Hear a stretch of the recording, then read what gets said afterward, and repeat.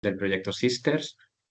Os voy a presentar muy brevemente el proyecto, ya que tengo menos de 10 minutos, así que voy a toda velocidad. Si soy capaz de pasar la presentación, que no me... Ahora. Aquí está el nombre del proyecto en inglés, que significa Innovaciones Sistémicas para la Reducción Sostenible del Desperdicio Alimentario en Europa. Como veis, es un proyecto de financiación europea que cuenta con alrededor de 10 millones de euros de financiación, que tiene 18 socios de 8 países distintos y está coordinado por el Centro Tecnológico ITIP de Zaragoza. Es un proyecto largo, de 4 años y medio de duración, y en el que ya encaramos la recta final, ya que termina el 30 de abril de 2026. Estamos ya ahí en el último tercio, el último cuarto prácticamente del proyecto.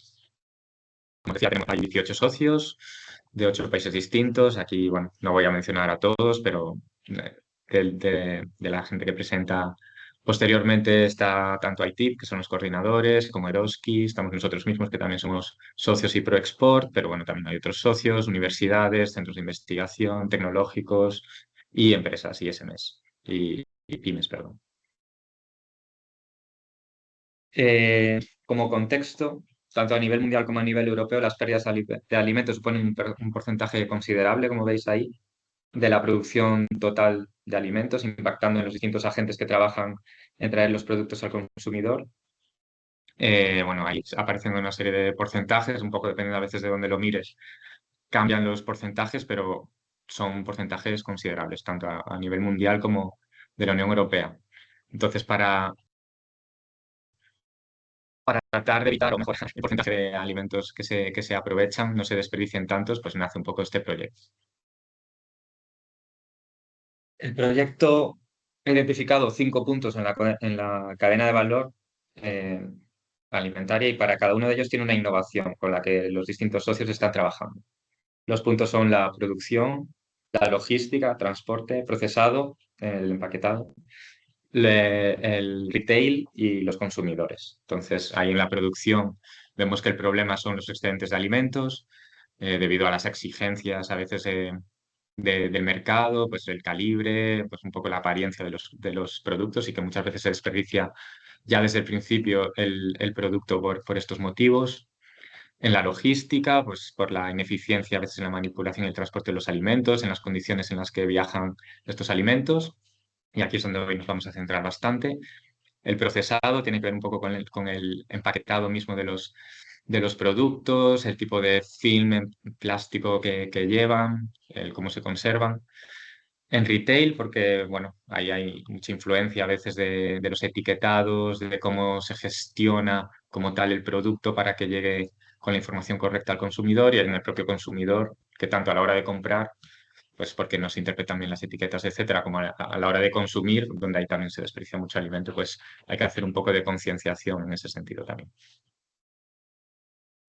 Entonces, en cuanto a las soluciones que proponemos para cada una de ellas, aquí veis, aquí en producción estamos creando una plataforma, tanto web como app, de venta directa de productores a consumidores, de estos excedentes que os comentaba de producción, de productos de calibre insuficiente o feos, para evitar que se desperdicien al principio del proceso. Esta plataforma se llama Regioneo o Regioneo, regioneo.com si queréis entrar, que os recomiendo entrar. Están en proceso de desarrollo, pero ya se están empezando a apuntar pues distintos productores para poder vender directamente al consumidor sus productos sobre todo de excedentes y productos que no pueden enviar a los supermercados bueno, para la venta.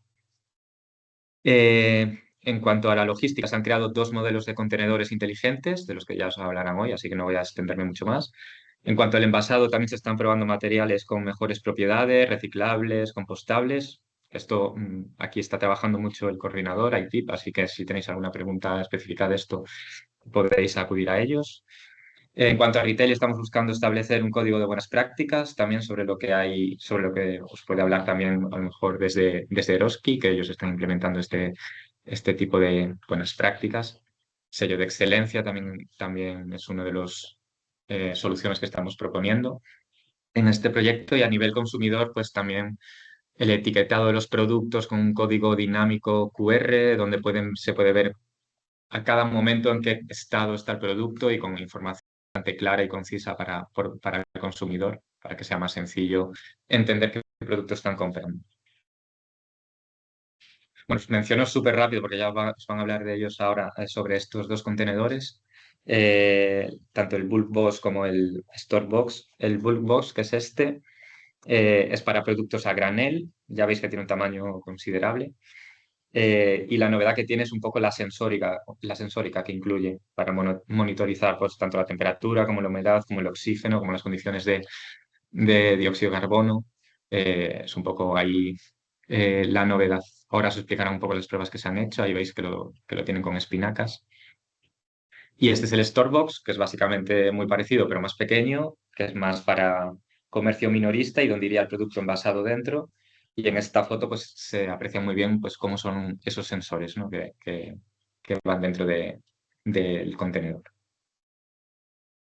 Bueno, esto es un poco el impacto que esperamos en el proyecto. 100 productores primarios involucrados en esta plataforma que os comentaba web, 3.000 kilos de alimentos que se están haciendo pruebas de transporte, 15.000 kilos de alimentos para probar en los test de envasado que se están realizando, 30 centros de comercialización por evaluar, encuestas también a los consumidores sobre sus opiniones, sobre su feedback sobre estas innovaciones que estamos proponiendo.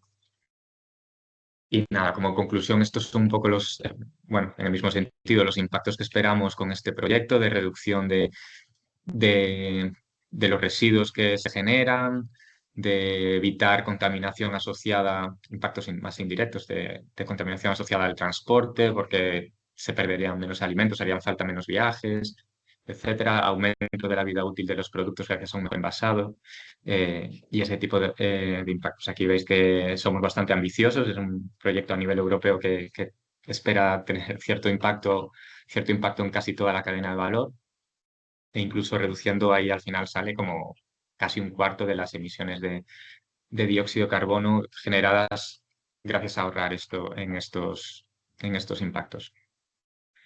Y nada, eso era todo. Creo que más o menos me he ajustado a los 10 minutos corriendo mucho, perdón por correr, pero creo que es interesante, sobre todo las presentaciones que vienen después, que se van a meter más al detalle de todas estas innovaciones.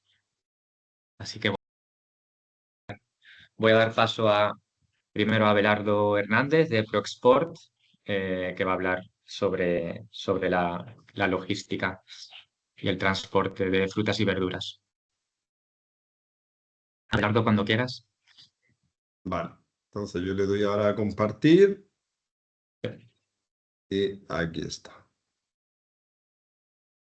¿Está bien? Está cargando un segundillo. Parece que va. A ver. Pero lo estamos viendo en blanco de momento. O al menos yo. ¿Sí? Sí, lo ¿Qué vemos en hago? blanco. ¿Qué hago entonces? Ahora Ahora ya está. acaba de aparecer. Menos Perfecto, mal. ya está en pantalla grande, sí. Y eso que reduje el peso, la calidad de la presentación? Muy bien. Bueno, pues muchas gracias, Alberto. Y yo, pues, lo primero es presentarme. Soy Abelardo Hernández, director técnico de ProExport. Y voy a hacer, antes de empezar con lo que es el proyecto, voy a hacer una muy breve presentación de lo que es ProExport porque bueno, el proyecto ese abarca todo tipo de alimentos, intenta reducir el desperdicio alimentario en todo, pero nosotros en concreto nos dedicamos única y exclusivamente a las frutas y hortalizas. De hecho nos dedicamos sobre todo a hortalizas y alguna fruta, como puede ser melón y sandía, que son frutas, aunque por su forma de cultivo nosotros las incluimos dentro de lo que son hortalizas. Entonces, ahora para pasar la transparencia, ¿qué tengo que hacer, Alberto?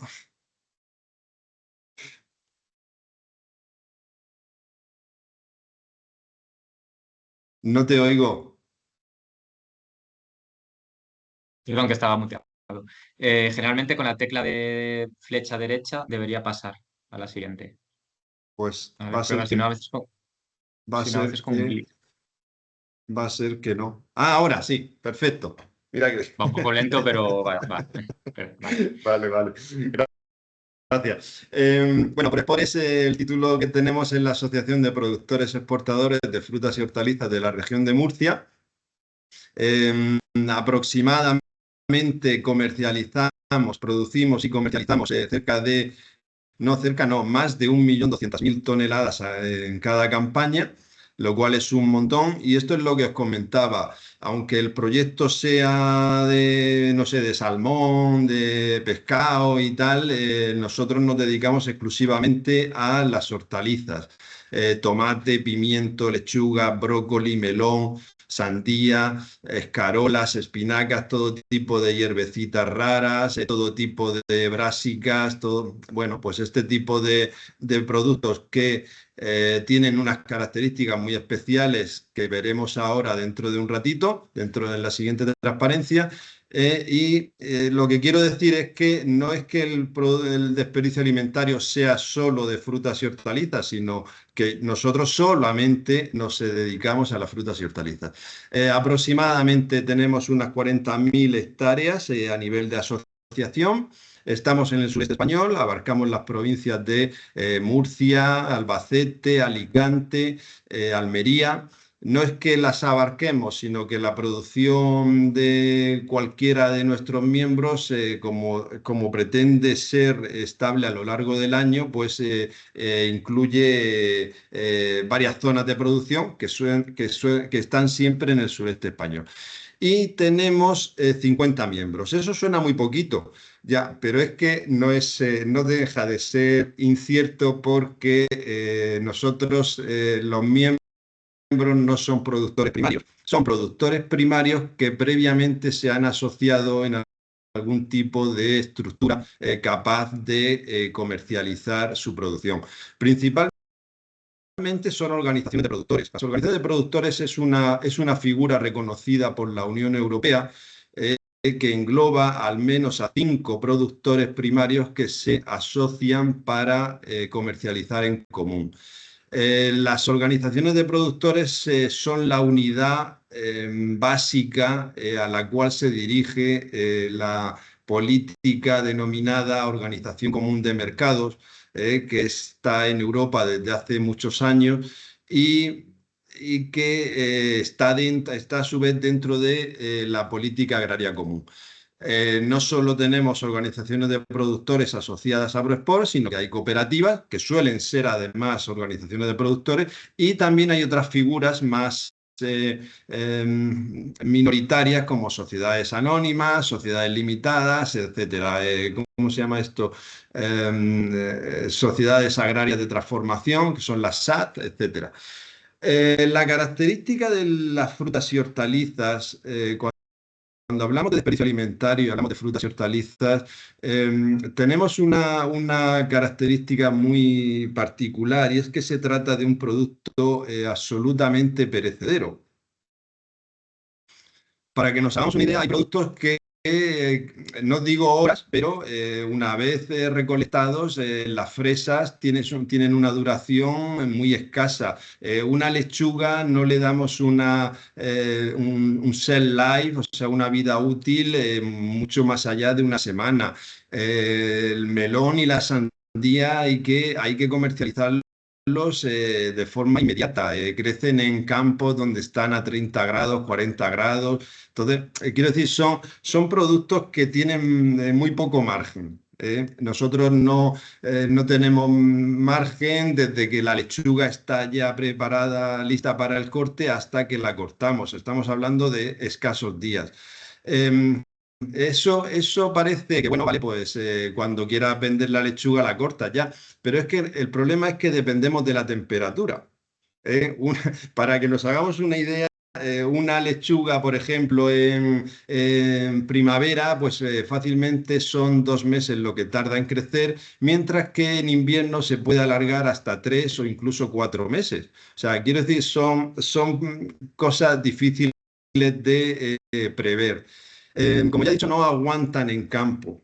No aguantan en campo. Una vez que el producto está, hay que cortarlo y eso lo unimos a las variaciones de ciclo que tiene cada cultivo, hace que sea muy difícil de hacer una programación, y lo que provoca son variaciones de producción, pero vamos, por poner un ejemplo, hace 2 semanas teníamos un exceso de producción de brócoli, hoy tenemos una falta de brócoli. Depende de si ha llovido, si no ha llovido, si ha salido el sol, etcétera. Son cultivos, son productos que no se hacen en fábrica, se hacen en campo, algunos en invernadero, pero vamos, siempre dependemos de la temperatura, especialmente de la temperatura, pero también del sol, de la lluvia, del resto de condiciones climáticas. Como ya he dicho también, no aguantan en el almacén. Una vez recolectado el cultivo hay que sacarlo, no tenemos margen. Puede ser que según, dependiendo del cultivo, del producto, puede ser desde 2, 3 días hasta una semana o 2 semanas, dependiendo de las condiciones. Y eso dificulta nuestro principal objetivo, que es establecer un suministro constante. Nosotros programamos nuestros cultivos, programamos para que siempre haya disponibilidad en la tienda de lo que hacemos, de lo que cultivamos, y tenemos que jugar con las variaciones de producción y tenemos que jugar con las variaciones de consumo, porque, por cierto, si la temperatura afecta a la producción, la temperatura también afecta al consumo.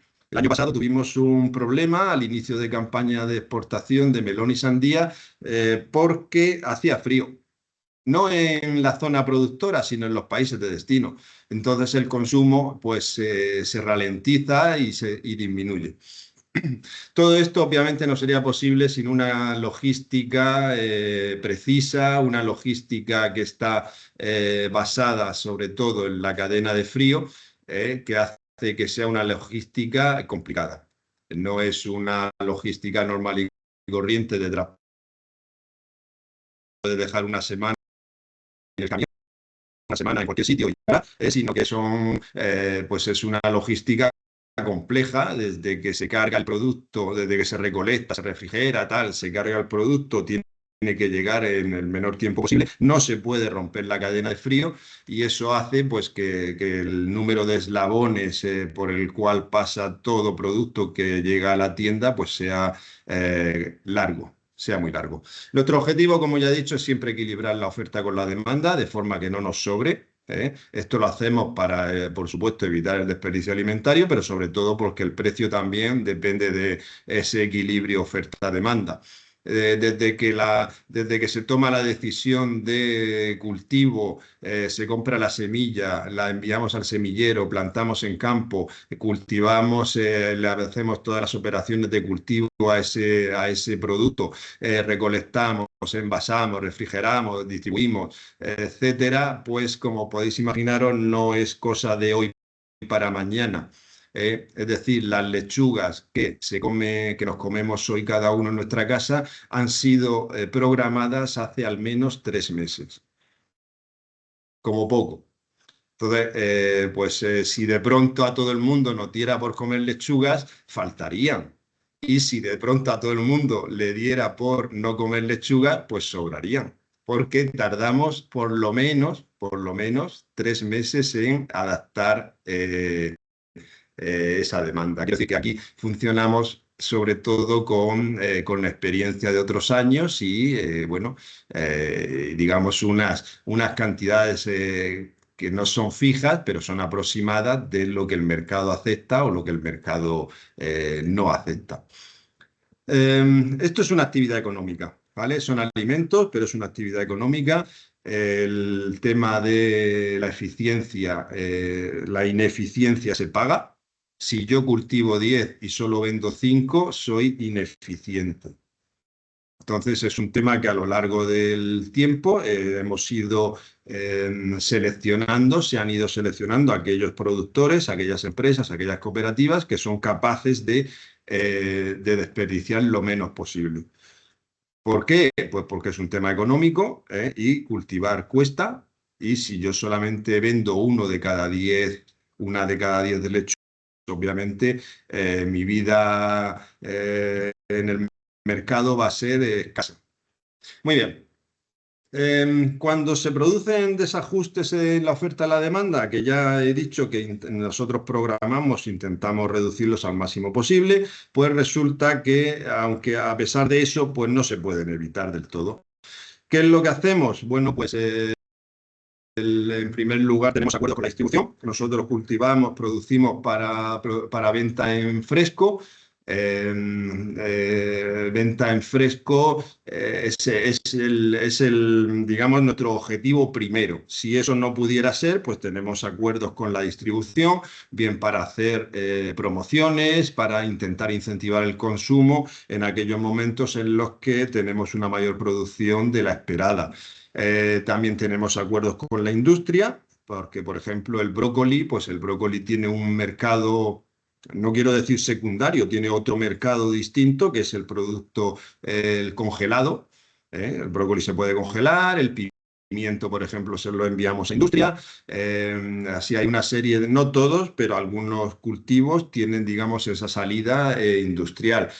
Ahora estamos haciendo también acuerdos con empresas que se dedican a hacer biomoléculas o, para la industria farmacéutica o la industria de las cremas y la cosmética, que utilizan determinados restos o sobrantes de cultivo para sacar esas biomoléculas como polifenoles, etcétera. Eso es un mercado que existe, pero hay que ser consciente de que es un mercado muy bajo volumen. No, no podemos pensar que es un complemento, es un granito de arena, pero no es la solución para casi nada. Y por supuesto tenemos acuerdos, además acuerdos estables con bancos de alimentos y otras caridades, otras entidades caritativas a los cuales se suministra. También tengo que decir una cosa, y es que esto normalmente no depende de que haya sobreproducción. Los acuerdos de suministro para las entidades caritativas suelen ser estables. No voy a negar que cuando haya sobreproducción, pues a lo mejor se intenta dar algo más, pero no dependen exclusivamente de que haya sobreproducción o de que eso. Y también tenemos acuerdos con ganaderos porque son productos vegetales perfectamente comestibles por el ganado. Eso lo tenemos como última opción, pero ahí está. Además, para reducir todo o sea, el desperdicio alimentario, nosotros lo que es una innovación continua en mejorando procesos. La cadena de frío, como ya he dicho, es la principal herramienta que tenemos para reducir o para mantener la calidad del producto, intentar alargar lo máximo posible su vida útil. La gestión de stocks, eso va en el ADN de la producción agrícola. Si no fuéramos capaces de gestionar stocks eficientemente, repito que las empresas desaparecerían. Y luego participamos en proyectos como este que proponen una serie de mejoras en la logística y en la conservación, que sería el denominado Bullbox, que lo vamos a ver enseguida, y otra serie de mejoras como son los envases compostables y tal, para lo mismo, reducir el desperdicio alimentario. La principal finalidad de todos los envases es proteger el producto, eso que no se nos olvide. Tenemos ánimo, ¿no? Tenemos obligación de intentar mejorar esos envases de forma continua porque su principal objetivo es reducir, o sea, evitar que se estropee el producto que hay dentro. Bueno, este es el famoso Bullbox. Nosotros en castellano, en español local, lo llamamos, es un paló con tapa. ¿Y qué es lo que aporta? Pues la verdad es que aporta una serie de novedades muy importantes porque nos permite hacer una diferenciación de conservación según las necesidades de cada producto. Y además el Bullbox crea una atmósfera modificada de forma pasiva. Esto quiere decir que la atmósfera modificada se crea por la propia respiración de los productos que hay dentro. Son productos vegetales, son productos vivos, son productos que respiran y hacen otras, o sea, por eso mismo se van estropeando. Entonces, esa propia respiración de los productos en su interior es la que permite esta atmósfera modificada, en la cual principalmente se aumenta la humedad. Los productos vegetales transpiran, además de respirar, transpiran y eso va creando que aumente la humedad relativa en el interior del bullbox y además aumenta el CO2. La humedad relativa, según los ensayos que hemos hecho, puede alcanzar el 100%. Es un tema importante. Al mayor humedad, menor deshidratación del producto. También es verdad que mayor problemática de crecimiento de hongos hongos y bacterias que afectan a los cultivos vegetales. Mientras que el CO2, por lo que hemos observado, puede alcanzar entre el 1,5 y el 2%, que es muy superior a lo que hay en una atmósfera normal. Además, este Bullbox tiene la particularidad de que permite regular, no sé si bueno, en la foto se ve, hay unas rejillas en la parte superior del Bullbox, hay unas rejillas que permiten regular digamos, la cantidad de aire que intercambia con el exterior. Nosotros no los hemos utilizado en ningún caso de forma hermética porque eso puede provocar fermentaciones que no son deseables y además necesitamos que pase el frío. ¿Sabes? Es verdad que se utilizan con el producto ya refrigerado, previamente se refrigera antes de meterlo dentro, pero necesitamos que esa temperatura se mantenga baja. Una temperatura baja es una garantía de calidad en el producto, mientras que cuando la temperatura es alta, ya empezamos pues eso, el producto empieza a deteriorarse muy rápidamente. Además de hacer esto, el Bullbox tiene, como ha enseñado antes Alberto, dispone lo llaman data logger, es un receptor de información de los varios sensores a los que está conectado y además transmite esa información de forma inmediata a una plataforma web, a la nube, desde donde nosotros podemos tener acceso, pues mediante una aplicación, a conocer las condiciones que hay en el interior del Bullbox.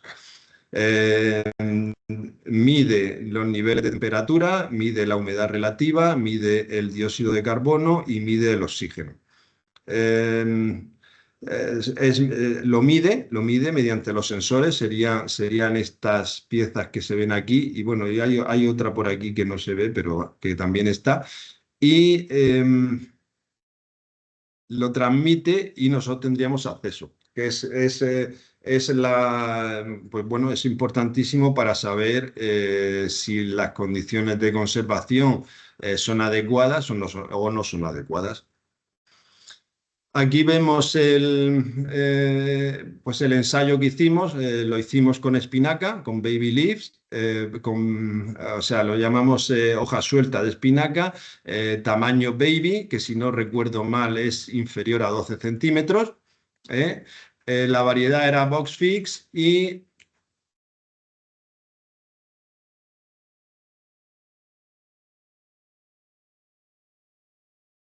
Perdón. Vale, entonces el ensayo lo hicimos con las espinacas, las metimos unas en el Bullbox y otras las pusimos en la conservación normal, en el almacenamiento normal que se utiliza en el sector. Y las tuvimos más de 4 semanas en conservación. Las condiciones de conservación eran industriales, era una cámara real, es una cámara real de un asociado de ProSport, grados centígrados, más menos 1 grado siempre, que son las variaciones normales que tienen las cámaras frigoríficas, y aproximadamente el 90% de humedad relativa. Las condiciones del aire son las condiciones normales, aproximadamente un 21% de oxígeno y un 0,5 de dióxido de carbono. Mientras que en el Bullbox, gracias a estos sensores que lleva instalados, pues pudimos ver que las condiciones se modificaban y que la temperatura aumentaba levemente, la humedad relativa ya he dicho que aumentaba bastante, y mientras que el oxígeno no se modificaba, el dióxido de carbono sí que aumentaba hasta el 1,5%. Aquí tenemos pues una serie a lo largo de las 4 semanas fuimos midiendo el estado de las espinacas. Tenemos desde la muestra inicial, tenemos luego, cada semana se hacían mediciones. No he puesto la de la primera porque estaba en perfecto estado, tanto la muestra, tanto el estándar como el Bullbox. He puesto la del 18 de diciembre, que eran ya, era la tercera semana, y la del 29 de diciembre, que ya representaba la cuarta semana. Las principales diferencias que observamos entre un sistema de conservación y el otro, pues que tengo que decir que al cabo de 4 semanas ninguno de los lotes era comercializable. Utilizamos los parámetros normales de comercialización y claro, cuando la espinaca ha perdido agua, se ha deshidratado, ya pasa a no ser apta para comercializar. Lo que sí observamos es que durante la tercera semana, mientras que las muestras en conservación estándar habían perdido ya bastante calidad, las espinacas que estaban en el interior del Bullbox todavía eran capaces de mantener esa calidad comercial. El índice de calidad, que lo he llamado QC, fue bastante mejor en el Bullbox que en la conservación estándar, principalmente, repito, por el tema de la humedad. Permitió que la espinaca se deshidratara menos, y todavía tenía una turgencia suficiente como para ser comercializada. A ver.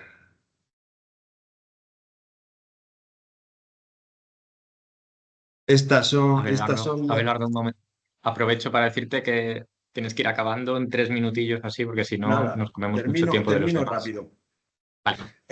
Como conclusión, vimos que, por ejemplo, en el envasado, en la conservación normal, durante la primera semana era cuando se producía la mayor deshidratación. Aquí podemos ver los controles de calidad realizados sobre el producto, y vemos que la turgencia es mayor en el Bullbox durante el primer control, desde que fue a los 7 días, mientras que es luego ya al final, cuando la cuarta semana, cuando ya realmente el producto se estropea tanto en una como en otra muestra. Entonces nos permitiría, jugando con esta semana de diferencia, nos permitiría mejorar la conservación del producto y el transporte. Claro que esto está diseñado para ser transportado. Aquí tenemos la pérdida de peso durante el ensayo. Se repite la misma circunstancia, mientras que en el envasado estándar es la primera semana la que más afecta a la pérdida de peso. En el Bullbox esta se mantiene más estable hasta la última.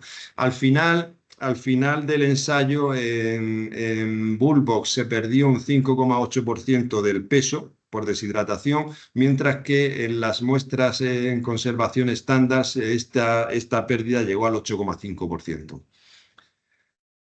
Esta es la muestra final. Aquí esta es ya cuando digo que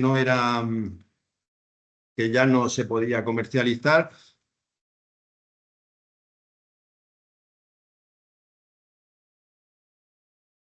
Perdón. Y que podemos ver cómo estaba ya arrugada la espinaca sin turgencia ninguna, tanto en una como en la otra muestra.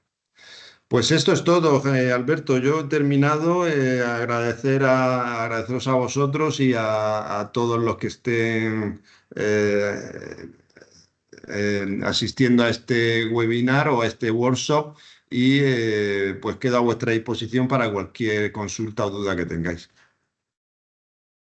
Sí, gracias, Abelardo. Sí, efectivamente, si alguien quiere hacer una pregunta que tenga una respuesta más o menos rápida, la puedo hacer ahora, lo descontaré de la parte final de preguntas y respuestas, pero si alguien tiene así una pregunta eh, que tenga mucho que ver con la presentación de ahora y tenga una respuesta no muy complicada, la puede realizar.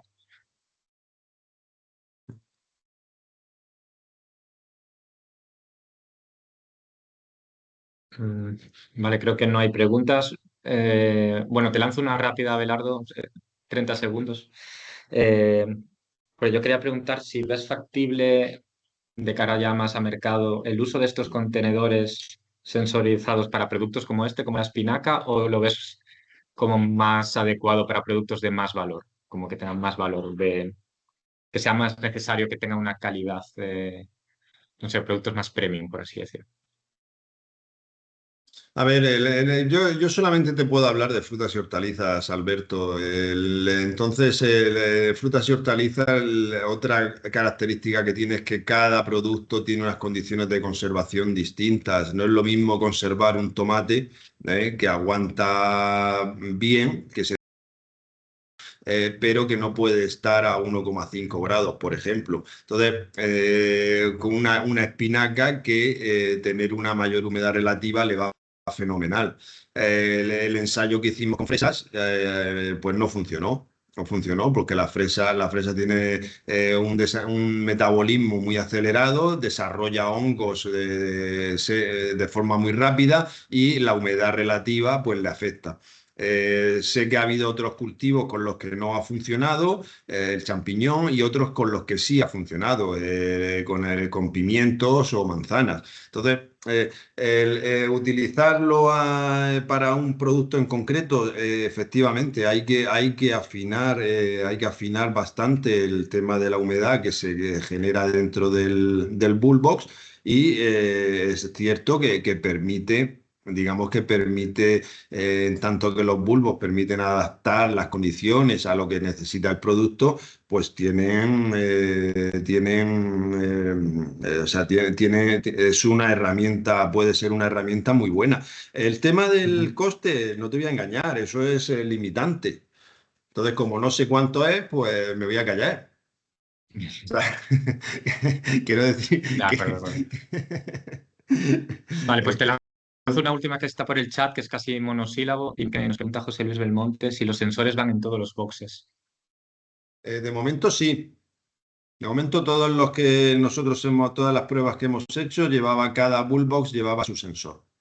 Supongo que si a nivel industrial consiguiéramos implantarlo, podría reducirse el número de sensores y podría quedarse, no sé, por decir algo, en un camión dos, tres o en una cámara frigorífica dos, tres sensores que serían la muestra de ese producto. Claro que si lo que pretendemos es adaptarlo a cada cultivo, pues cada cultivo tendrá que tener sus chivatos, eh, quiero decir, eso. De acuerdo. Muchas gracias, Abelardo. Entonces, bueno, que no hay más preguntas de momento. Vamos a pasar entonces a la presentación de Laura Villacián, parte de ITIP, que son los coordinadores de este proyecto. Aquí veis el título de su presentación, resultados y lecciones aprendidas sobre el uso de estos contenedores sensorizados. Y nada, Laura, cuando quieras. Bueno, pues es Laura Gracián, trabajo en el técnico ITIP. Yo no soy coordinadora, la coordinadora es Carolina Peñalba, que creo que también está por los asistentes. Y bueno, vengo a presentaros por un lado lo que vamos a hacer específicamente la parte de integración de los sensores dentro del Bullbox y el Storebox, y otros de los resultados que han realizado la Fundación Edmund Mag, Miquel Pedrotti, que también está entre los asistentes, me parece, así que si tenéis alguna duda, pues ya sabéis. Bueno, Abelardo ya ha hecho un poco de spoiler, ¿no?, de los resultados que voy a presentar hoy, pero bueno, pues por entrar un poquito más en detalle, como ya os hemos comentado, los sensores, monitorización de la red y para el caso del bulb, la monitorización de la ubicación de los contenedores, que creo que también comentará al respecto después. Y como comentaba, desde ITIF, que es lo que hemos hecho, la utilización de piezas impresas en 3D para integrar estos sensores tanto en el Bulkbox como en el Storebox. Al utilizar impresión 3D, lo que nos ha permitido es que a lo largo de todos los meses del proyecto hemos podido la integración de los sensores a lo que requería el usuario. Pues desde eliminar estos tornillos que podríamos tener aquí para hacerlo más sencillo, el hecho de sacar el sensor y poderlo colocar de manera más cómoda. Hemos integrado también, hemos modificado Hola la Laura, tapa perdóname la utilizando- interrupción. Sí, Sí. sí. Nos comentan en el chat que no se te escucha demasiado bien, que se te entrecorta. No sé si será cuestión de los cascos. A veces va bien y de repente se entrecorta un poquito. No sé si tiene alguna solución. Igual puede quitar el vídeo. A ver, un segundín. Voy a ver si me quito la cámara o... Sí, prueba a lo mejor sin cámara.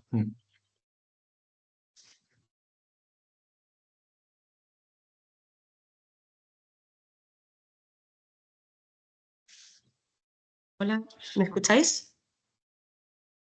A ver, parece que sí. ¿Me escucháis un poco mejor ahora? Parece. A ver, tenemos que probarlo Vale. a lo mejor 30 segundos a ver si no vuelve a pasar, porque a veces se te escuchaba bien y luego de repente había algún pequeño entrecorte ahí, sí. Vale. Si no me volvéis a comentar. Uy, Vale. perdón. Le voy a presentar. Vale. Bueno, eso. Simplemente que hemos podido realizar la optimización de estas cajas donde iban a integrar los sensores, pues haciendo la tapa translúcida para poder ver el interior o creando una única solución, una única tapa donde iban los sensores para que fuera más sencillo hacer una producción un poco más. Y bueno, pues, tanto esto como lo que comentaba Belardo de modificación de la en 3D para modificar la respiración de los bullboxes. También es importante que hemos utilizado un sistema que es compactable para que la logística sea más sostenible. Perdóname, vemos que siguen recortando un poquito. Activado la cámara, te seguimos viendo la imagen. Sí, Ahí está. Laura, perdona que interrumpa, Laura, yo creo que es cuando te mueves. pues a ver si ahora sin la cámara me coge mejor la cobertura. De momento va bien, a ver. Vale. Vale. Bueno, pues eso, también hicimos, como he comentado, la parte de los respiraderos y la utilización de estos sistemas compactables. Algunos de los experimentos realizados con Bullbox, como ya comentaba, para champiñones, para pimientos, las espinacas y fresas, y se hicieron tanto en condiciones normales como dentro del Bullbox para comparación. El primer experimento con manzanas en FEM, vimos que se podía de almacenamientos en atmósfera controlada, es decir, hasta un 2%, hasta 2,5%, y la verdad que el efecto era bastante... debido a la retención de humedad, se producía una reducción de las pérdidas de peso. Es que se realizaron el transporte, bueno, desde Ayecu hasta los experimentos mostraron la tecnología del Bullbox para los champiñones. Por esto le comentaba a Belardo de que una alta tasas de respiración y esto conducía a tener una gran acumulación de agua, por lo que veíamos más presencia de mohos y de otros microbios que al final llevan un mayor desperdicio de alimento. Creo que podéis ver aquí en esta fotografía cómo se pueden ver las gotas de ese aumento de la humedad dentro del bullbox. Para los pimientos ocurría todo lo contrario. Vimos que la tecnología bullbox era muy ventajosa para este transporte de pimientos en condiciones refrigeradas como en condiciones a temperatura ambiente. Vimos pérdidas de peso significativamente menores, la mitad en condiciones refrigeradas y 4 veces menores a temperatura ambiente. Eso también se podía ver en los cambios de colores. Vimos que la reducción del cambio de color de verdes a rojos en condiciones de almacenamiento normales era mucho mayor, mientras que cuando teníamos los pimientos almacenados en el bullbox, ese cambio de color no se observaba, pues era mucho menor. Además, también, pues como podíamos ver, la firmeza de los pimientos también era mucho mejor en los pimientos almacenados en el bullbox. El experimento de las espinacas ya lo ha comentado Abelardo, pero en general sí que era posible mejorar la frescura y la turgencia de las espinacas, y es verdad que tampoco se observó una gran presencia de moho, a pesar del porcentaje de humedad que era muy alto. Para la parte de las fresas, por un lado, vimos como en el resto de experimentos que sí que se reducía las pérdidas de peso. Sin embargo, debido a la retención de humedad, pues esto provocaba una mayor presencia de moho, también porque no se consiguió llegar a esos valores de CO2 que asociaríamos a una atmósfera controlada, y que por tanto eso pues mejoraría el hecho de que de esta presencia de mohos no hubiese tanta, etc. Entonces, bueno, pues debido a la alta humedad y a no llegar a esos porcentajes de CO2, también se observó un mayor desperdicio con las fresas. Además de los bullboxes, también se han hecho estudios de los storeboxes, y como comentaba Alberto, pues al final es como un bullbox, pero un poco más pequeño para almacenaje, no logística, sino para almacenaje in situ. Y pues ITIP, una de las cosas que también realizó fue la integración de los sensores sin afectar a la resistencia estructural de la tapa del contenedor. Al final estos sensores tenían bastante peso, y pues teníamos que tener bastante cuidado con dónde colocarlos para que no nos diese problemas después. ¿Qué experimentos se han realizado con el Storebox? Bueno, pues tanto champiñones, frambuesas, fresas, tomates cherry, salmón también cortado, queso, espinaca y brócoli. En este caso el queso y el brócoli aún están en proceso, y como podéis ver, la diferencia entre el bullbox y el storebox es que estos alimentos van envasados. Diferentes tipos de envase, pero van envasados. Para los champiñones realizados tanto cortados como champiñón entero, se realizaron los experimentos en FEM como en AYECUE. Lo que confirmamos fue que el CO2 acumulado en el storebox favorecía el control del crecimiento de ciertos microorganismos, y además las muestras almacenadas en el storebox proporcionaron hasta 4 veces, la pérdida de peso fue 4 veces menor que en los almacenados a temperatura ambiente en condiciones estándar. Sin embargo, sí que vimos que las muestras almacenadas en el storebox eran menos firmes que las almacenadas de manera estándar. O sea, teníamos duplicidad. Por una parte iba bien, y por otro lado sí que veíamos pues la firmeza era un poco peor. Para las frambuesas lo que se ha observado es que se hicieron 3 tipos de test para 3 variedades diferentes de frambuesas, y para 2 de ellas sí que se observó una prevención en la pérdida de peso, sin embargo para otra de las especies no. De manera generalista también se observó que se reducía la pérdida de peso, y por otro lado también la frescura visual de las frambuesas era mejor en los storebox. Y además en el storebox permitió tener mayor diversidad en el microbioma de frambuesas. ¿Esto que conlleva? Pues una mejor resistencia contra el desarrollo de patógenos y mohos.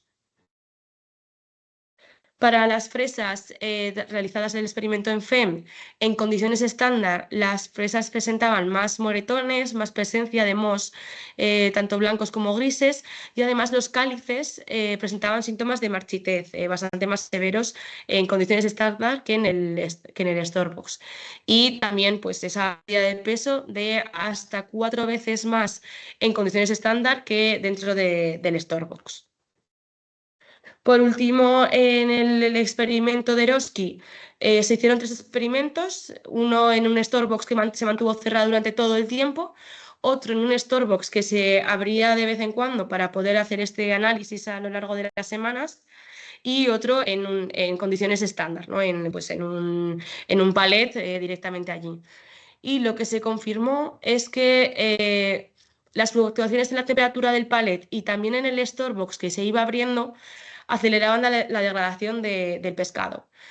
Y al final, pues lo que se llegó a la conclusión es que es necesario minimizar la exposición de este pescado, realmente de casi cualquier alimento que se utilice, a las condiciones estándar, porque al final el hecho de el Starbucks ha de permanecer cerrado para que el almacenamiento pueda ser más prolongado, podamos ampliar al final la vida útil de este tipo de productos. Por lo tanto, las conclusiones finales del paquete de trabajo 2, pues que es muy importante, ya lo avanzábamos antes, pero es muy importante definir muy bien para qué productos el Bullbox o el Storebox puede tener un impacto favorable y significativo. Además, sería necesario realizar un estudio tecnoeconómico, pues de lo que estábamos comentando antes, de cuál es el coste de las pérdidas versus cuál es el coste de la solución, porque lo que estamos viendo es que para productos sí que puede ser muy significativo y sí que puede tener sentido la utilización de este tipo de tecnologías, pues como puede ser para pimiento, como puede ser para pescado. Ahora veremos también cómo va para el queso. Sin embargo, hay en otros casos, pues como puede ser la fresa o como puede ser el champiñón, que aunque veamos que sí que el porcentaje de peso que se pierde pues es menor en el Storebox, sin embargo lleva asociado pues, un porcentaje mayor de humedad, mayor apariciones de moho, que esto hace que la solución pues, no sea tan óptima para este tipo de productos. También el otro de los resultados, otra de las conclusiones es que al final pues, respetar la cadena de frío es clave para evitar el desperdicio alimentario. Y una de las optimizaciones que nos gustaría hacer a los sensores es el hecho de poder mandar alarmas cuando esto ocurra, para evitar pues, estos cambios de temperatura a lo largo del almacenamiento, tanto almacenaje in situ como a lo largo del transporte. Y bueno, esto ha sido un poco todo por mi parte. He ido un poco rápido, espero haber podido reducir un poco los tiempos. Y nada, cualquier pregunta, estoy a vuestra disposición. Y perdón por los problemas técnicos. Muchas gracias, Laura. Bueno, disculpad eso, los problemas técnicos de la primera parte, porque luego la verdad que la segunda parte de tu charla ha ido bastante mejor, bueno, perfecta. Así que bueno, aprovechando que va bien la conexión, si queréis hacer cualquier pregunta, es el momento, hay 5 minutillos para ello. Tanto si queréis conectar el audio como si lo queréis enviar por el chat.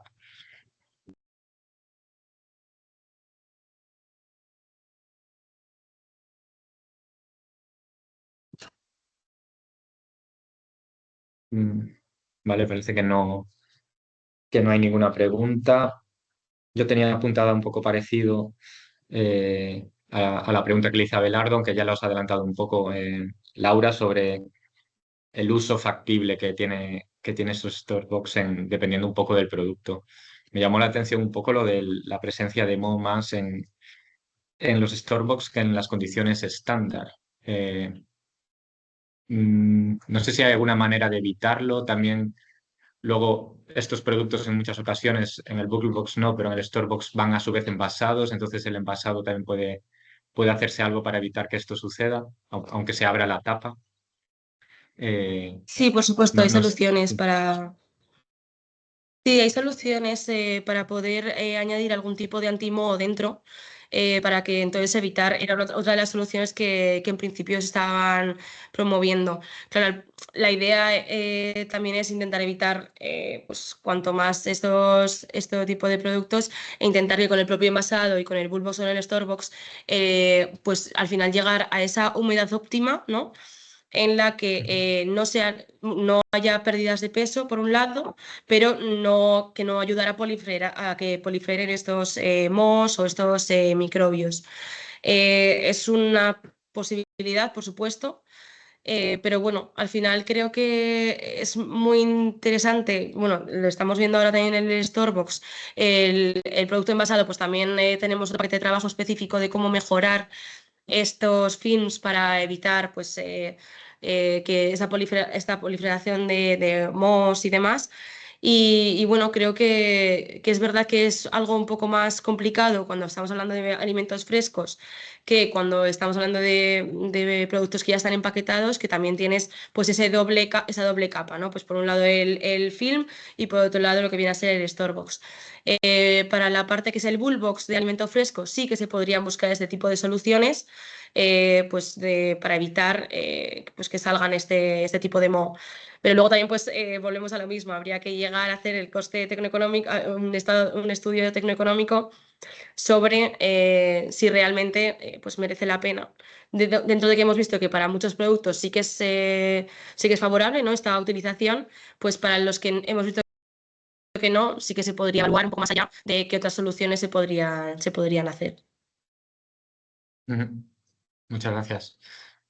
Pues si no hay más preguntas, pasaremos entonces, justo en el minuto exacto además, a la presentación de Marion Villacampa, de Eroski.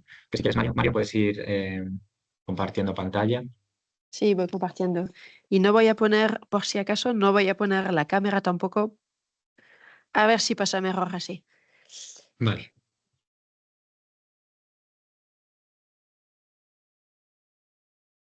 Pues cuando quieras.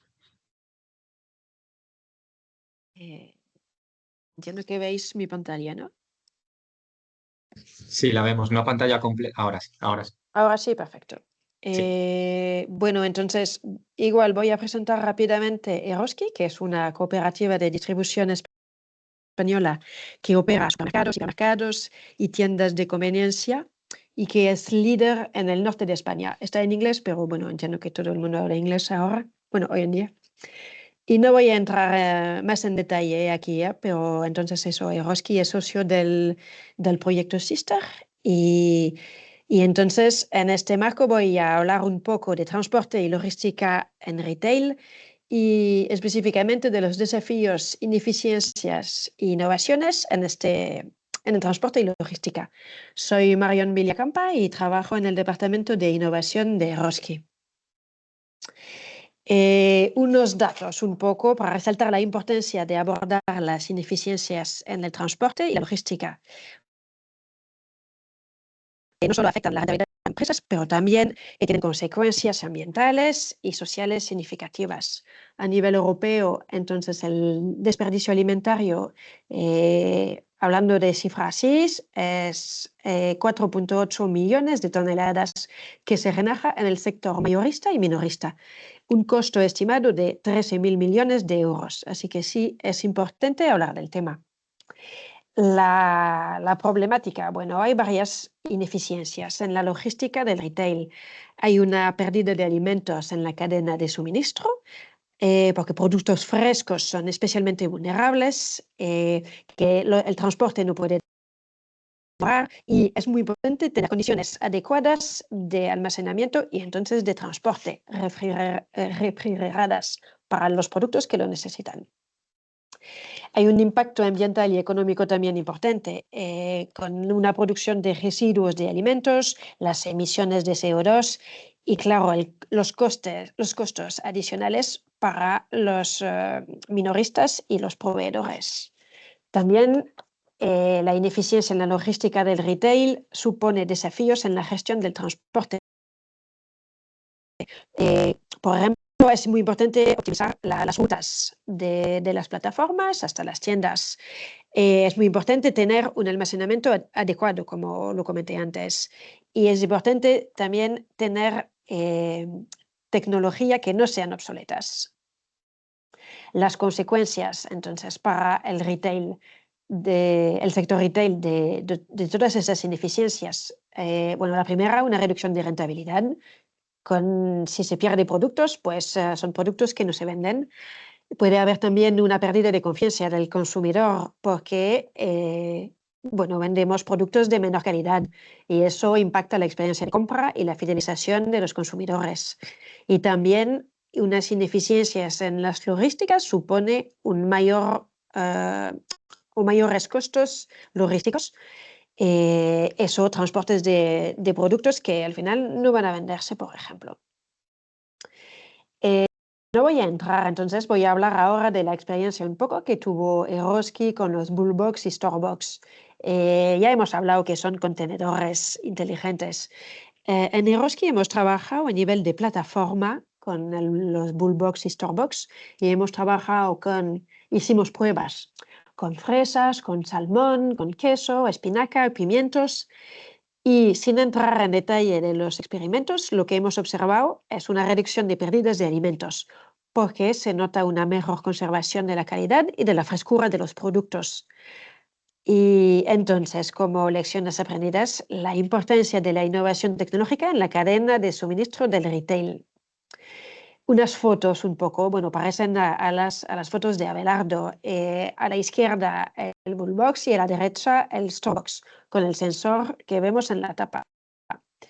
Y aquí el experimento con espinaca y con Storebox, que a la izquierda la espinaca en pallet y a la derecha en las cajas, que son los Storebox. Entonces, hemos hablado de como lección aprendida de la importancia de la tecnología para hablar en el transporte y la logística, pero eso supone ciertos desafíos como la adopción de esta tecnología, porque no es sencillo cambiar sistemas y no es sencillo adoptar tecnologías innovadoras. Es importante, uno de los desafíos también es la inversión inicial para la optimización entonces del transporte o del almacenamiento. Y un desafío también es la coordinación entre todos los actores de la cadena de suministro. Entonces, esos desafíos que hay que trabajar, pero que representan también oportunidades como la digitalización y la automatización de los procesos logísticos, el uso de Big Data y de la inteligencia artificial para optimizar rutas y almacenamiento. Y eso, trabajar la colaboración entre minoristas, productores y distribuidores para reducir estas pérdidas, como por ejemplo aquí en este proyecto. Como conclusión, una reflexión un poco, la ineficiencia en la logística del retail es un problema serio, como lo hemos visto, por la parte económica, social y medioambiental, pero existen soluciones. Un mensaje, si os vais de esa charla con un mensaje que sea que las innovaciones muestran el potencial para mejorar la cadena de suministro y reducir los desperdicios. Y unas acciones recomendadas sería evaluar entonces las tecnologías de almacenamiento y transporte, como lo estamos haciendo ahora en Eroski en este proyecto, fomentar la colaboración en la cadena de suministro, también como lo hacemos aquí, e implementar estrategias de digitalización y optimización logística. Y sería todo por mi parte. Muchísimas gracias y si tenéis preguntas, aquí estoy. Muchas gracias, Marion. Ha sido Bueno, súper eficiente, efectiva, ha sido muy sí, rápido. súper rápido.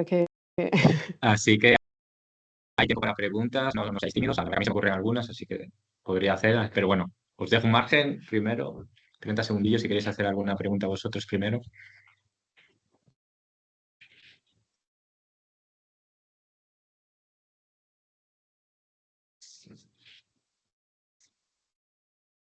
Vale, como veo de momento que no, aunque luego hay margen al final para más preguntas. Quería preguntarte, Marion, bueno, mencionabas el uso de Big Data y inteligencia artificial, que es algo que siempre me llama la atención y quiero saber, siempre me da curiosidad ver cómo se está empezando a utilizar estas herramientas. Entonces, me preguntaba si ya estabais aplicándolo, la inteligencia artificial en vuestros procesos y si es así, si se puede comentar un poco de cómo lo usáis.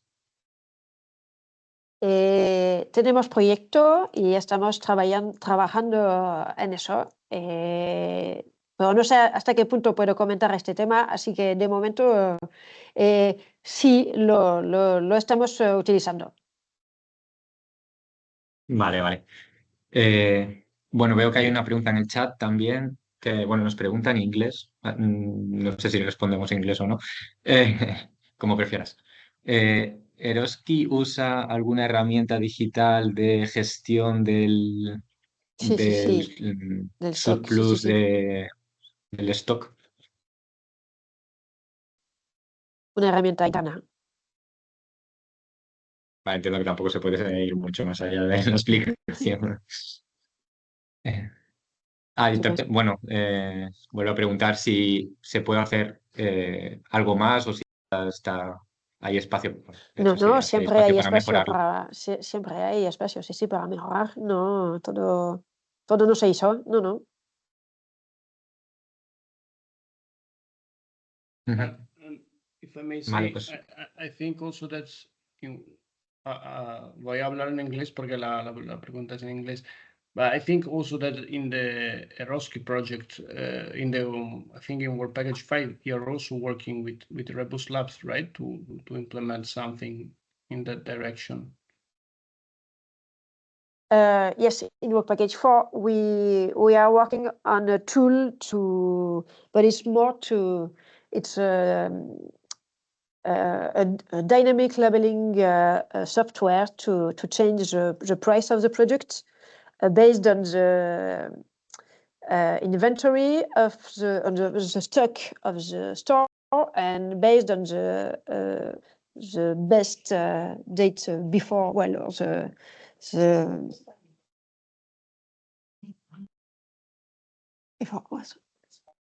for the expiring date. So we are working on it with a partner.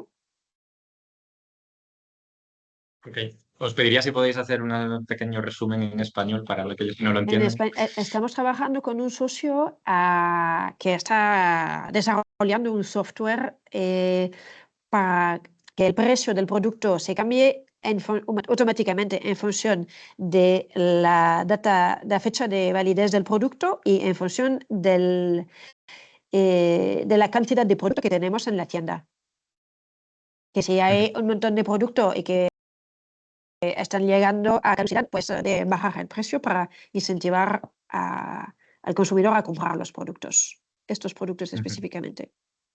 Claro, como un precio dinámico, por así decir, que vaya cambiando. Exactamente. Vale. No sé si hay más preguntas.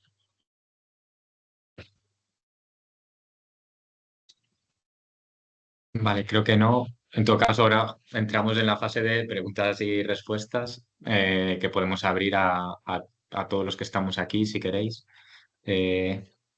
Así que, bueno, podéis lanzar preguntas tanto a Abelardo como a Laura, como a Marion. Podéis seguir o a todos ellos. Preguntas un poco más transversales, si queréis. Cuando queráis. Y bueno, mientras pensáis alguna, yo lanzo entonces. Así ya vamos calentando. Bueno, he visto que recientemente se ha aprobado la ley, bueno, no recuerdo ahora el nombre completo, creo que es, ley contra el desperdicio alimentario, al menos en España. Además, en Europa también se está moviendo el tema legislativo. No sé si sabéis, bueno, os pregunto a todos vosotros que habéis presentado, ¿cómo os impacta directamente esta ley en el día a día? Abelardo, si quieres puedes empezar tú, no sé. Bueno, gracias, Alberto. Salió hace un mes o cosas así la ley, pero vamos, es una ley que viene a insistir en las buenas prácticas que ya estábamos llevando a cabo para reducir el desperdicio alimentario. Es una ley que obliga a valorar el destino del producto que te sobra. Primero tienes que destinarlo a alimentación humana, cosa que, como ya he explicado, es nuestro objetivo principal. Luego tienes que dedicarlo a otros fines alimentarios que nosotros ya, como ya he explicado, ya lo tenemos en marcha por los acuerdos con la industria para tema de congelado, para tema de conserva, para el tema de secado. Y luego tienes que dedicarlo a otros destinos y por último iría a alimentación animal. Y pues no, perdón, y por último iría a compostaje. Compostaje es el proceso natural en el cual los restos o lo que te sobra los sometes a un proceso de temperatura y humedad controlada, de forma que se convierte en una especie de fertilizante para los cultivos. Además, hay que tener acuerdos con organizaciones caritativas, que en general ya está en marcha. Y ese es básicamente, hay algún otro punto, pero básicamente eso es lo que propone la ley. A ver, está bien, es una ley que yo entiendo que más que nada, porque no aporta ninguna solución al tema, lo que pretende es concienciar sobre el tema del desperdicio alimentario e intentar que cada uno ponga en marcha lo que considere más oportuno para reducirlo. Está bien.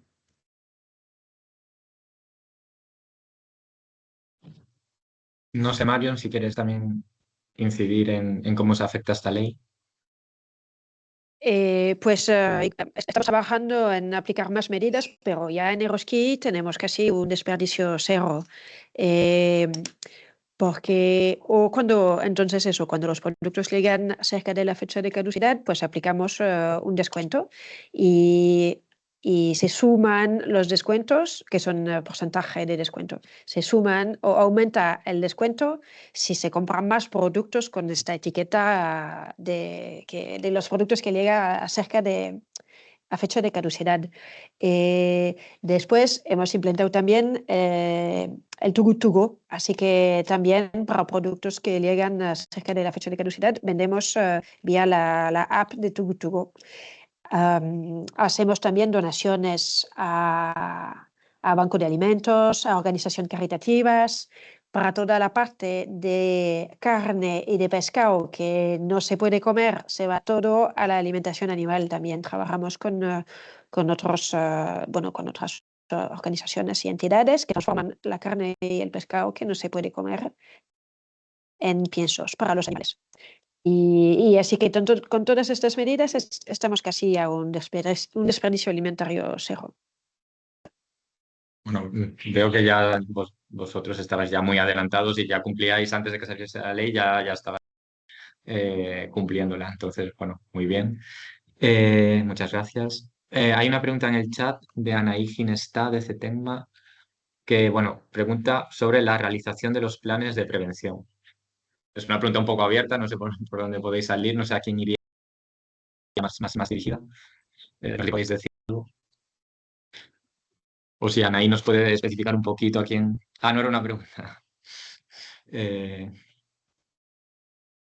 Vale, pues bueno, nos comentaba algo sobre la realización de los planes de prevención. Pues si hay más preguntas. A ver. Vale, nos dice que se refería a que la ley obliga a la realización de estos planes. Ujú. Bueno, si quieres comento yo algo, Alberto. Es que para empezar la ley, hasta donde yo sé, no ha salido todavía, ¿eh? Pero bueno, el tema de los planes de prevención básicamente consiste en aplicar ese orden de prevalencia sobre qué vas a hacer con el excedente. Lo que he comentado al principio, o sea, primero hay que destinarlo a alimentación humana, luego a otros fines, a alimentación animal y compostaje. Básicamente los planes de prevención, es que este sector, esta actividad económica, el que no sea capaz de prevenir el desperdicio alimentario, yo creo que dejó de estar hace tiempo. Por un tema de pura eficiencia. Es que no, quiero decir, no sé qué empresa o qué supermercado o qué productor se puede permitir el lujo de desperdiciar productos. Eso no, sinceramente no entra. Entonces, básicamente esos planes lo que consiste es en... estoy hablando del sector productor, yo no sé el resto de sectores, no los manejo, ¿eh? O sea, a lo mejor hay algún restaurante que sí se puede permitir precisamente su negocio sea no aprovechar al máximo, pero vamos, es que no me quiero meter donde no me llaman. Para nosotros consiste en establecer ese orden de prioridades y en seguir trabajando en nuestras programaciones y en intentar producir cuando el mercado lo demanda. digamos, con el inconveniente comentado antes, que desde que el mercado lo demanda, yo he tenido que adivinarlo 3 o 4 meses antes. Por eso necesitamos trabajar estrechamente precisamente pues con cadenas de distribución tipo Eroski, que son los que mejor conocen el mercado, mientras que nosotros somos los que conocemos la producción. Gracias, Adrián. No sé si hay más preguntas. Estamos en tiempo todavía.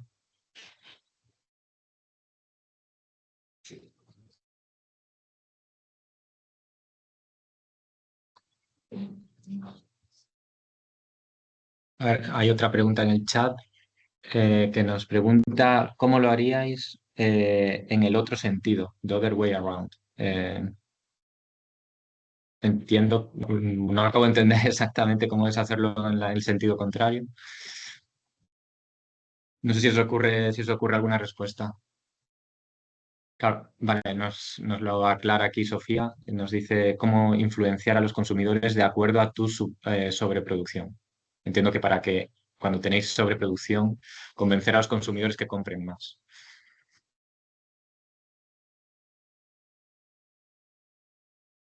Yo creo que eso Marion lo ha explicado ya. Quiero decir, la forma de incentivar el consumo de un determinado producto es con su herramienta digital modificar el precio al alza o a la baja cuando hay sobreproducción o cuando hay falta. En general, el mercado ya funciona de esa forma, ¿vale? Si hay poco producto, el mercado hace que el precio suba. Si hay mucho producto, el mercado hace que el producto baje. Lo que pasa es que no podemos pensar que esto sirve a largo plazo. O sea, tú incentivas el consumo en un momento dado. Tú no puedes incentivar el consumo a lo largo de 2 meses. No, son temas con una eficiencia relativa. O sea, no sé, a nivel de tienda entiendo que sí, pero a nivel de producción, pues es un tema. Además a nivel de producción, los costes son fijos, son casi independientes del producto, independientes de la cantidad casi. Entonces, pues, es un tema complejo. O sea, lo que quiero decir, lo que no podemos es pensar es que esa es la solución para todo, ¿no? Pues no lo es. Más complejo que eso.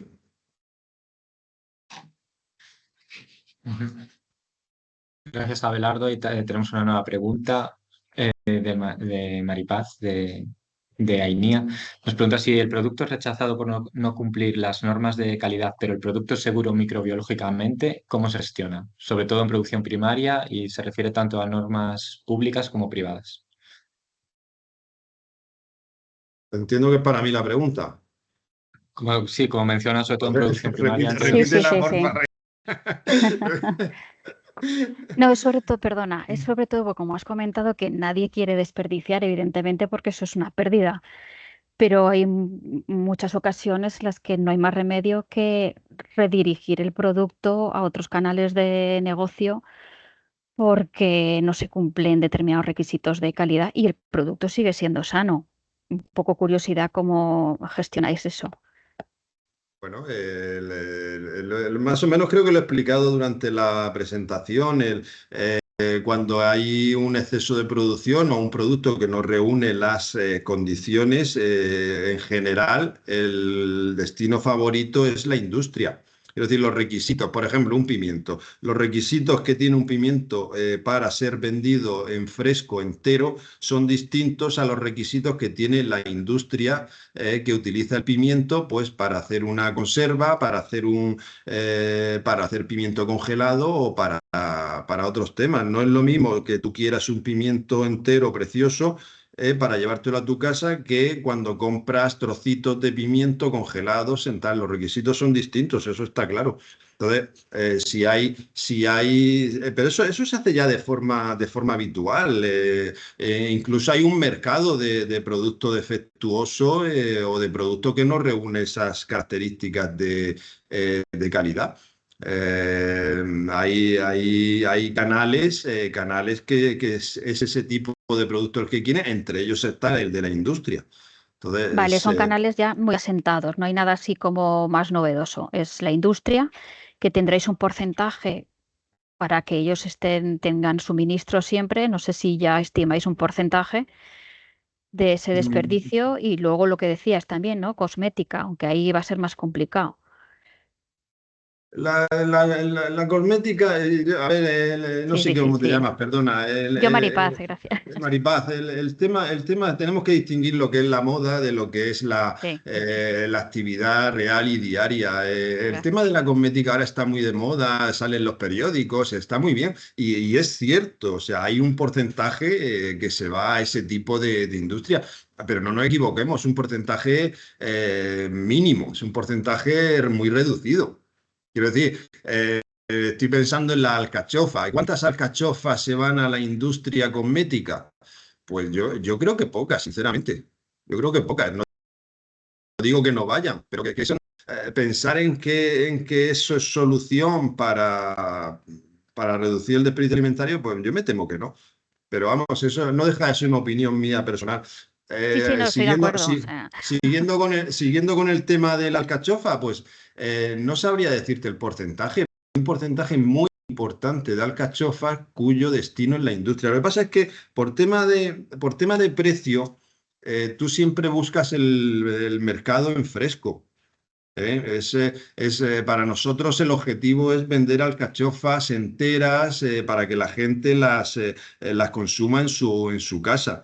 El tema de industria, claro que está ahí, claro que es un apoyo, además un apoyo imprescindible, no nos equivoquemos. Lo que pasa es que es la industria la que aporta el valor añadido a ese producto y no somos nosotros. Entonces, no digo que no haya plantaciones que se hagan ya con un porcentaje destinado a la industria, sino que en general mi negocio es el producto en fresco. Entonces, los acuerdos con la industria se hacen precisamente pues, para en momentos puntuales, en momentos en los que la producción, no sé, hay una helada leve que no afecta al producto, pero sí afecta al aspecto externo. Pues esa producción en general suele destinarse a la industria, porque a ellos no le preocupa. Total, lo van a pelar, pero vamos, a nosotros sí, porque el mercado en fresco. Nosotros somos un sector que vivimos del mercado, entonces no podemos vender lo que queremos, sino lo que nos demanda el mercado. Quiero, que alguien ha comentado antes de Other Way Round. No, no, de momento no, ojalá tú comieras las lechugas que yo te dijera. ¿Sabes que no? Ya quisiera yo tener ese botón. vale, muchas gracias, sí. Yo solo quería añadir que también los supermercados hacen campañas de frutas feas o de hortalizas feas y que también se anima a los consumidores a comprar estos productos. Y para eso, bueno, yo solo voy a hablar de Eroski y de su fundación que hace talleres con niños o con familias para concienciar un poco a la gente a limitar los desperdicios. Y bueno, y a comprar también de esas frutas que no son de las más bonitas, pero que son igual de ricas. Perfecto. Gracias. Si eso va en el sentido del último comentario que dice que falta mucha concienciación en el consumidor. Bueno, vemos que ya hay iniciativas en ese sentido. Eh, bueno, para ir cerrando, no sé si alguien tiene alguna pregunta sobre los propios contenedores inteligentes que hemos visto, por ir acabando ya este workshop, que le faltan poquitos minutos. Y si no, sobre cualquier otro tema también lo dejo abierto, pero bueno, si hay alguno sobre los contenedores, perfecto.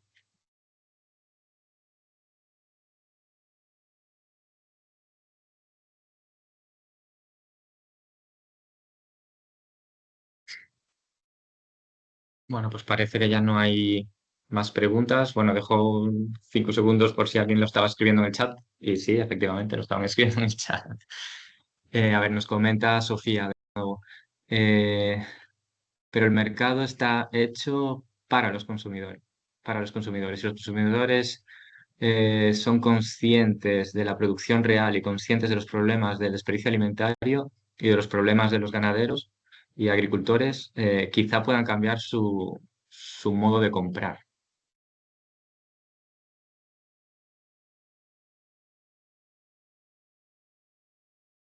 No sé si queréis añadir algo a este comentario.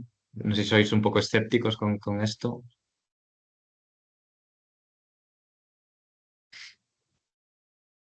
Bueno, yo diría que sí, que bueno, no sé si los consumidores saben o no, pero empezando por ejemplo con los productos de temporada, no sé si todos los consumidores conocen los productos de temporada.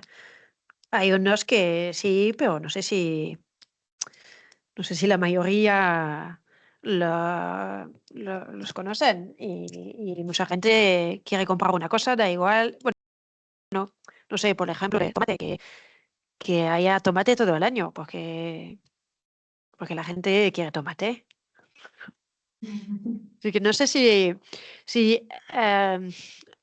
que es importante que la concienciación de los consumidores y todo, pero no sé si, si es real o si es tan fuerte así el peso de los consumidores en el mercado.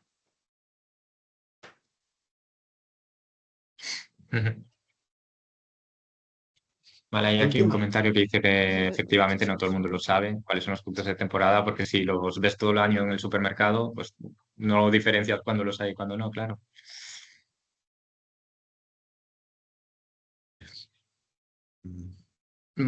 Vale, Yo pues creo que no creo, hay más. A ver, Abelardo, sí, para Alberto, terminar. yo creo que se ha hecho un trabajo muy bueno en concienciar a la población de la importancia del consumo de frutas y hortalizas. Ya no estoy hablando de salud, estoy hablando de todo, ¿no? Entonces, esto de los productos de temporada, ¿dónde?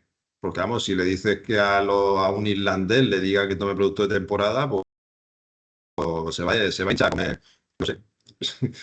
Quiero decir que hay que tener cuidado con esto de los productos de temporada, ¿sabes? No es lo mismo, no es lo mismo que no sé, fresas en agosto, que supongo que no habrá, no lo sé, no tengo ni idea, que hablar de radicalmente de producto de temporada. Pues yo, perdona, no sé si el tomate de temporada o no, pero yo quiero todo el año tomate. Es que no, quiero decir que el beneficio para la salud es mucho más grande que no sé cuál es el beneficio exacto de catalogar algunas cosas de temporada como otras de no temporada. Pero vamos, yo eso te lo estoy hablando obviamente desde el punto de vista del productor, que trabajamos y además mucho en hacer productos todo el año. Bueno, pues gracias. Muchas gracias, Abelardo. Y bueno, creo que vamos a ir terminando ya este taller. Bueno, muchas gracias a todos los asistentes por participar, por las preguntas que han hecho, a los ponentes por sus presentaciones y sus respuestas. Y nada, bueno, os animo a seguir nuestras redes sociales de Sisters como proyecto, también la web de Sisters, donde publicamos todas las noticias y todos los resultados que se van obteniendo casi en tiempo real. Bueno, en el chat ahí tenéis la web exactamente y bueno, nada, eso para terminar. Muchas gracias a todos y bueno, nos vemos en la próxima, que el proyecto continúa y se seguirán haciendo este tipo de eventos. Muchas gracias. Gracias. Gracias a Dios. Gracias a Dios.